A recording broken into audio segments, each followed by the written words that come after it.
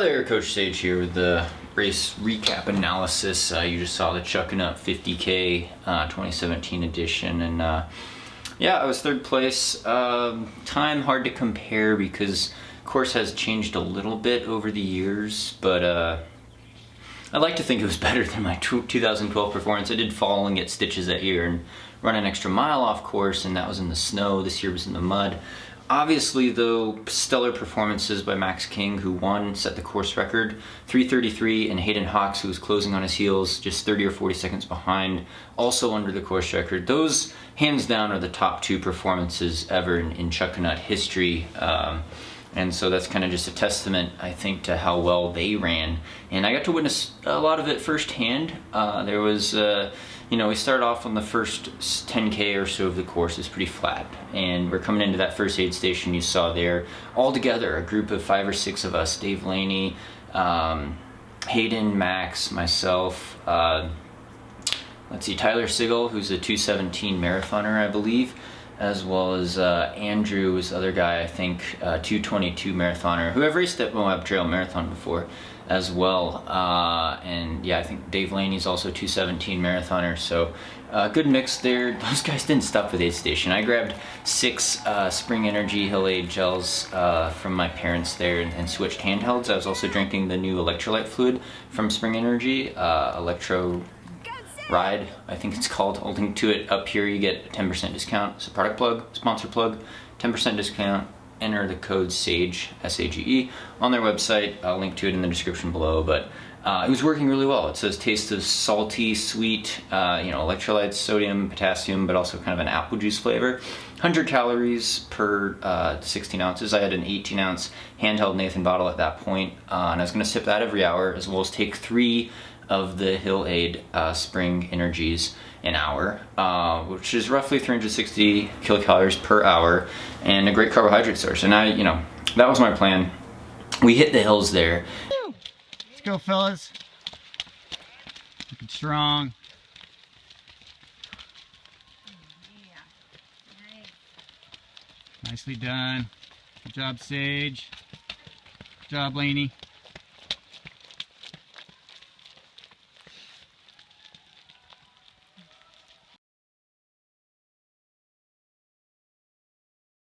Yeah, so Max is the blue color here, and I'm doing this on the screen here, but Max is the blue color, and if we see, we're all together into the first hill there, and we're 8 miles in. We hit the hills, there's a little separation, Max pulls ahead. Hayden, actually, I passed him.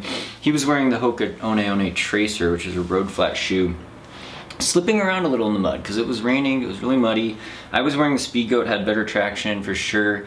But Max isn't too far ahead. We're all pretty tight and bunched up at the 10-mile aid station. Then we got a long road climb, a 3-mile road climb up Cleater Road, which I take a lot of pride in that road climb, except you saw in the video clip, Max was in the lead with Andrew, and then Hayden beat me on the climb. He got set the Strava course record. That guy could climb, that kid could climb. And the Tracer's great on the fire roads, and there were a lot of fire roads, so whenever the traction changed, Hayden's just fast anyway, but he had traction with the Hoka Tracer on the roads. It's a lightweight shoe. It's not a bad choice, except in the mud. I was happy to have the Speed Goats and on the rocks and such. So we're climbing up Cleater Road. I wasn't climbing real great. And at the top of the aid station there, you can see we're all pretty close together at about 13 miles, which I think we hit in about an hour and a half. So almost a 6:52 per mile average pace for a net uphill half marathon. I knew we were under course record pace, and we were hitting it pretty hard. I was breathing pretty hard, and that was kind of alarming because when I'm breathing really hard, it means that I'm close to my threshold and I'm burning through my carbs really fast like rocket fuel. But the good news is my Spring Energy, sponsor plug, my stomach was solid, rock solid, like no nausea problems, no vomiting, no cramping, no bloating or anything. Everything was great, staying hydrated, feeling pretty good, except breathing hard, high octane fuel, and going against these guys, Max and Hayden, high VO2 max type of runners, fast guys. We're going into this techie section, and you could see Hayden drops behind there. by several minutes. I think he got maybe even 5 or 6 minutes behind, but I'm sticking there with Max, and I know we're running a solid pace. I thought about taking the lead and trying to open it up in that technical ridgeline section, but Max was going fast, and I knew we were in a course record pace, so we ran all together with Andrew, and we're cooking through there. I get to about the 20-mile aid station base of Chin Scraper Hill. There's another aid station. I stop to refill my water bottle, mix in some more electrolyte fluid. Max takes off. He had opened up maybe 20 seconds, 30 seconds on me on a downhill before that, because Max could really fly downhills. And by then, Andrew had dropped off into third place. I had no idea what Hayden was doing back behind us, but I knew he was lurking. And we hit Chin Scraper Hill. I'm not climbing real great. I thought I could catch Max on that hill. He gained more time on me on Chin Scraper, so I have no excuses there. I don't know if it was, I probably didn't climb as fast as I did in 2012 when I was coming off a 2:18 marathon, but the little punchy climbs, I didn't quite have the power that I think I needed to compete at the high level, but you know, I was doing the best I could.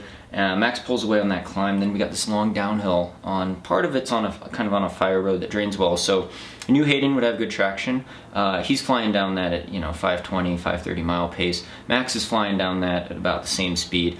I'm holding even with Max still, though, a fair amount. The downhills really take it out of me, though. I don't like the downhills at all. I mean, they take it out of everyone, but I think Max is a phenomenal downhill runner, and I've seen that speed, and he's just, zipping away. He's about a minute ahead of me coming into the last aid station at mile 25, and little did I know Hayden was closing in on me, and he was only about 40 seconds behind me in that last aid station. I stop, I need to grab some more calories, and critical point in that race was that I had run out of the Spring Energy gels. I thought I had packed more in my Nathan pack. I needed more because I was actually taking more than one every 20 minutes. I think getting cold also burned extra calories, as well as being in the mud, and I'm a bigger guy, at least compared to Hayden in terms of how much I weigh. So I'm sucking down my Spring Energy and staying hydrated and getting a little depleted because I don't have any extra ones. My stomach could handle more calories and I don't have more calories, and that's a beginner mistake. I have no excuses for that. That's just a poor calculation on my part, but part of it was I didn't have the fitness to hang with those guys at that pace, and so it's back to the drawing board. What did I do in training? And after I'm done with the race recap here, I'll look into some training stuff for future stuff, because you could always learn, you could always apply stuff to the future, and it's always the benefit of hindsight, really. So we're all really pretty close. The top three are close at that last aid station, and I'm trying to chase Max down. We have 6 miles to go on this relatively flat gravel kind of fire road bike path thing, and Max is flying away at 530 per mile pace, and I hit that path and I'm not feeling good in terms of getting a little dizzy maybe. And so I have 2 Spring Energy and I take them right away, and I'm chugging my bottle, and stomach feels great, it's rock solid, but I'm tapped out. I'm tapped out like I am at the end of a marathon when I'm starting to kind of hit the wall, and it's from working really hard. It's from burning it hot all the way, high octane fuel, trying to stay with some really talented runners. And so Max is pulling at 530 pace. I don't have 530 in my legs anymore at that point. I'm running 6-minute mile pace, maybe 6:30 pace. So slowing down, I turn around a mile later and Hayden's flying up behind me at 520 per mile pace. And I say, oh, I think Max is like a minute up there. You can't really see sometimes. And he's, determined, he's chasing Max, and I'm just trying to hold on to my 3rd podium position at that point. Because, honestly, I can't go with those guys. And supposedly, Hayden ran about a 5:13 30th mile and closed the gap on Max to less than a minute. And so they both finished under course record. I'm back in a distant 3rd. Starting to see stars coming in, no calories on me whatsoever, amateur mistake. But even to be honest, if I had all the Spring Energy I could at that point, I'm not going to be able to compete with Max and Hayden. It would have made me probably run several minutes faster, would have been all close harder, with more mental focus and more energy. But again, it wasn't a stomach issue, it wasn't a fueling issue so much, or a leg issue. It was just the fact that those guys were running really freaking fast, and I was tapped out to my maximum. So no regrets there. And so they ran phenomenal races. Hayden and Max you know, phenomenal runners. Max is a 2:14 marathoner. That's about 5:05 per mile pace for a marathon. So, you know, they could throw down that kind of speed. Hayden's the fastest track. He has the fastest track PRs of any guy on the Hoka trail team, trail ultra team. You know, 28:50 10K runner, All-American in cross country, ran 150 miles per week in college, super hard worker, runs 140, 150 miles a week in preparation for Chuckanut. He's gonna be tough. He's gonna be tough to beat. Super humble guys though. I couldn't be, you know, more happy to be on the podium and to, you know, have those guys finish ahead of me. They're super talented, super hard workers, super mentally tough. It's kind of the whole package. That's what you see with Max King, Hayden Hawks. And you know, Hayden's finished a close second to Zach Miller at the North Face 50. And it just kind of shows how in these top races, these really competitive races, the margin of victory between first and second could come down to 0.5%, less than a 1% difference. So it's, you know, real nail biters of a race at the top end. And, you know, again, I'm not proud that I fell off so much. I wish I could have finished a little closer to them. But again, you could see on the Strava flyby here, we're pretty close together. You can see where Hayden passes me there at mile 26. And then I go exponential, or they pull away from me exponentially, because I'm running 6:30 pace, 7-minute mile pace. They're running, you know, 5:20 per mile pace, and that's kind of how they finished and how it played out. But yeah, in terms of training, I don't mean to like make a bunch of excuses here. I have no excuses. I'm supported, you know, as a full-time athlete thanks to Hoka and all my other sponsors and you guys. So, you know, I train hard. I'm trying to train smart, but also train hard, and it's a fine line because you don't want to get hurt and you don't want to overtrain. But at the same time, I really have to push the envelope, especially with UTMB around the corner. So it's a matter of really buckling down and applying what I learned in, you know, my past couple races and applying them to the future, and also what I've learned over the past couple decades in training. And you know, I look at Max's prep and Hayden's prep for Chuckanut, and I'm like, well, they raced 50Ks last month to gear up for another 50K, and that's usually a good springboard into 50K, because, you know, 50Ks you could do a little more frequently, I think, than the long ultras.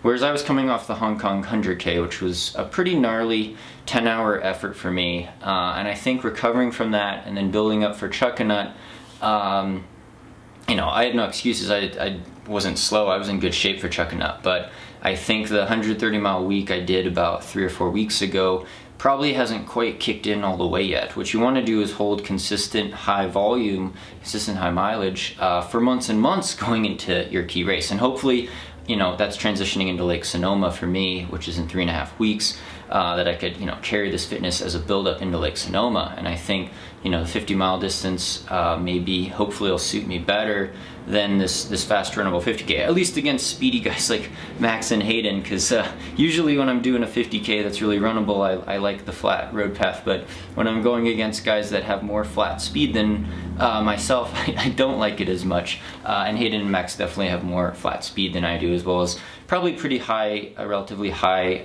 VO2 max just based on their 5K track times, steeplechase times. So phenomenal runners, great performances by them all around. Great event too. Chrissy Mails, the race director at Chuckanut, always puts on a classic event. Got to meet a lot of cool people.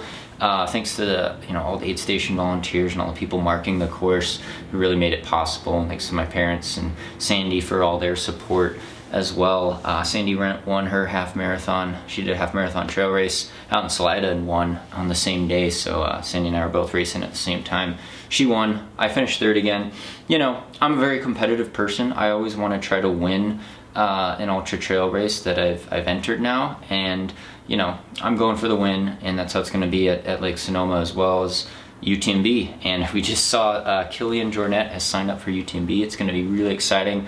I'm pumped for that because I want a lot of the top guys in the world to all be together in one race, and it looks like UTMB is kind of shaping up to be that kind of trail race. And so, you know, going into the future, I can't take anything for granted. I can't be any less than 1%. Everything has to be dialed with training, nutrition, gear, things like that, mental toughness, everything, to even, you know, be in contention for the win at UTMB. But that's the ultimate goal, and I put my marbles all into that because you gotta dream big. You gotta dream big, and you know, this is what I like to do. I pick the most competitive races because I want to challenge myself and try to improve myself. And you know, Lake Sonoma is a real fast runnable type of race. It's not like UTMB as much because it's little hills, but after that it's going to be a big mountain focus. There's going to be big vertical. After that it's all going to be mountain focus, but still building the volume. I want to hopefully compare my time at Lake Sonoma to my previous efforts there, because getting a course PR is really satisfying for me. I like the competition, but I also like to try to challenge myself and see improvement in myself and be like, oh, you ran that Strava segment faster than you did a couple years ago, so you've improved. And pushing the envelope now with training, it's going to be a little tight coming into Lake Sonoma. I'm going to try to ramp up my mileage pretty fast next week, but then I kind of have to taper. But I'm hoping the training I did before Chuckanut will kick in more. I could do more high intensity short hill repeats that Sandy would always tell me to do, but I didn't do yet. But it's all part of the periodization. You got to have patience, you got to have time to build up, and you can't be peaked out 100% at every single race. So you know, you got to pick and choose your battles to some extent. So really excited about that. Thanks so much for following along on this channel and this journey of training for UTMB. Couldn't do this without all your support, all the Patreon supporters. Again, got exclusive content on the Patreon page. I'll link to it in the description below, how you could support me there. We got some new film projects coming out, as well as new announcements with camera gear and stuff like that. But thanks so much, guys. Be sure to subscribe for future training talks as well. Like these videos if you like them, and share them on social media. Hope your running's going well, and stay tuned for more via 2Max Productions.